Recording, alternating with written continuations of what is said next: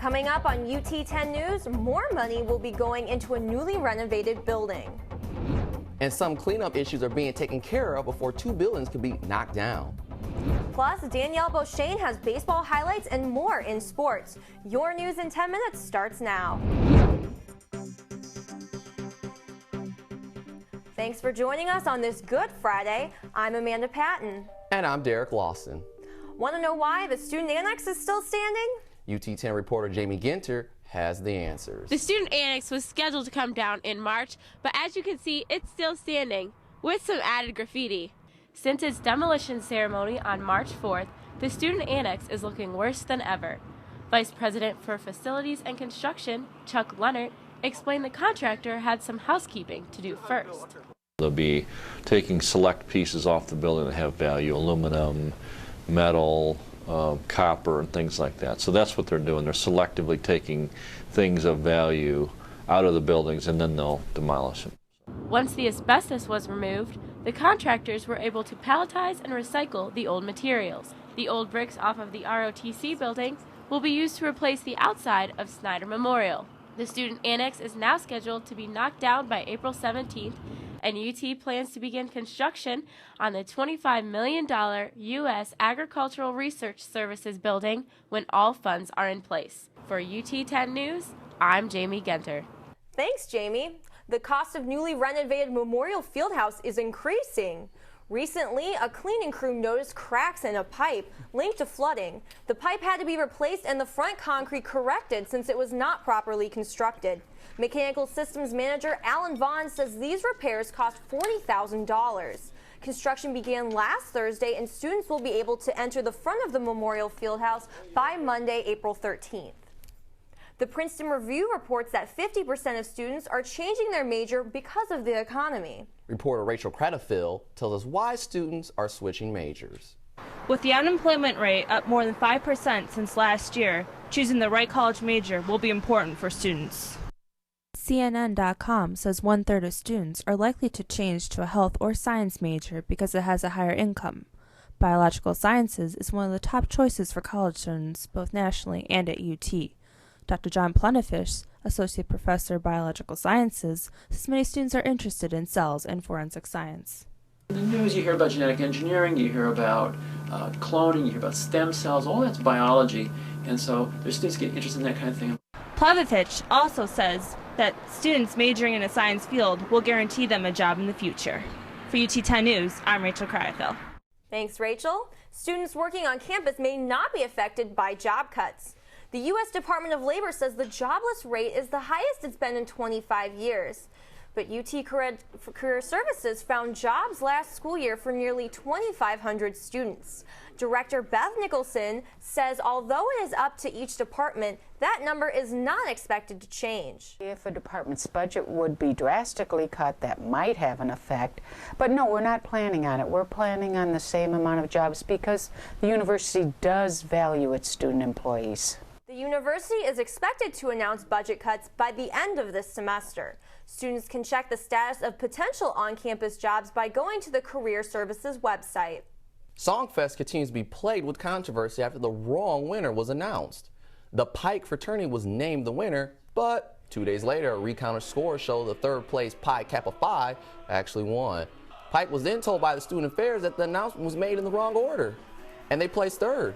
According to Pike John Vigorito, that was not the only controversy. That one of the judges' scorecards had us significantly lower than Pi Cap and them a lot higher than most of the other judges, and that scorecard wasn't signed, so that's another thing that seems suspicious. Pike director Benjamin Pohl says he has collected signatures from the judges saying that the judging process needs to be changed. He hopes that this will avoid any future conflicts. Several UT students and faculty members took a vow of silence Wednesday. Their goal was to bring awareness to racial and social minorities in honor of Diversity Week. The 23 participants had on white ribbons to help them stand out from the crowd and draw attention to their cause. The day of silence ended with a performance by a nationally recognized slam poet who addressed diversity issues from racism to gay marriage. Students were then invited to symbolically break down the wall of intolerance. Stick around, we'll be back with Danielle Beaucheane and your Rocket Sports in 30.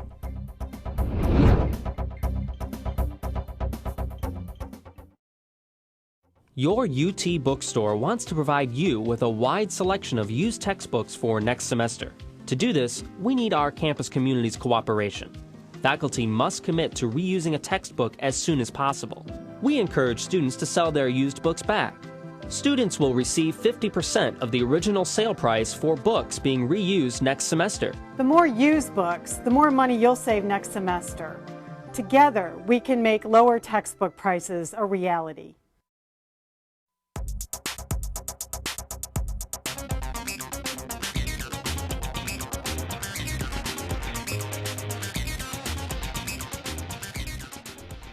Welcome back. I'm Danielle Beaucheane, and this is your UT10 Sports. The Lady Rockets softball team played a doubleheader on Wednesday against the Youngstown State Penguins. In the first game, the ladies scored 12 runs, winning the game 12-4. This was their fourth win in the past 5 games. Melissa Rons had 2 hits and 3 runs, and Jillian Spink also added 2 RBIs. In the second game, the Lady Rockets did not get the victory. Youngstown scored in every inning and won 11-2. Toledo's Jill Barnett went 2 for 2 with a run, and Mika Sanchez also added a run, but the teams would split the doubleheader. From softball to baseball, the Rockets hosted the Oakland Golden Grizzlies on Wednesday in what started to look like an ugly day for UT, but ended on a sunny note. They say rallies start with the leadoff man. Bottom 2, Toledo down 3-2. Jake Oester leads off with a triple. Then, next batter, Jim Vahalik, gets him home with a sacrifice to tie the score at 3. Now remember this guy, Dan Sherwood, is hit by a pitch to set up Chris Dudek's RBI triple to give the home team the edge. Same inning, UT pours it on. Tim Krofchak drives 2 more in, the lead now at 7-3. Fast forward to the third, Dan Sherwood up to bat and rips a 2-run homer, his team best 8th of the year, and the runs did not stop there. In the fourth, Joe Korfman knocked in one of his 3 runs with a triple. Toledo would rake in 10 extra base hits and would go on to score in each inning. They beat the Grizzlies 24-4, scoring the most runs in the game in 7 years. For Rockets, 3 runs, and Dan Sherwood talked about how the offense made an impact. Just happy to see it going into this weekend with Kent coming up here. It's nice to know that we have our sticks going for now, so we'll see if we can carry it through the weekend. And the Rockets are hosting the Kent State Golden Flashes this weekend for the MAC division, so I wish them the luck. Nice. Yeah, that Dan Sherwood sure knows how to crack in those homers. Yeah, he was really good. Hopefully get some competition from Kent. Yeah. Oakland seemed like a high school team. We'll be back in a moment with more UT10 news.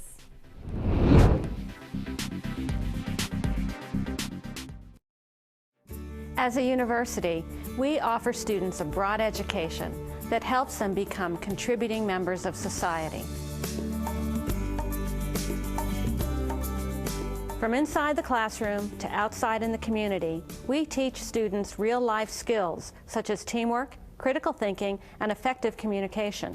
Here, we create some of the best thinkers and leaders of our future. To learn more, visit utmatters.com. UT art students are encouraged to use the latest technology when showcasing their work. Some art majors are required to put together a digital collection of their work for graduation. Associate Professor of Art, Barbara Miner, says using a digital portfolio is a lot easier. No gallery, no graduate school, no employer wants the actual works. They're difficult, they can be broken. The transition to digital is rapidly evolving, but some institutions still prefer slides of artwork. The hardest part is making sure that the images look as good as the artwork. Well, that's it for UT10 News. We would like to congratulate the crew and producers for winning 2nd place in the Society of Professional Journalists Best Newscast in Region 4. For Amanda Patton, Danielle Beaucheane, and all of our crew, I'm Derrick Lawson. Have a great weekend and stay tuned for more news from the UT campus.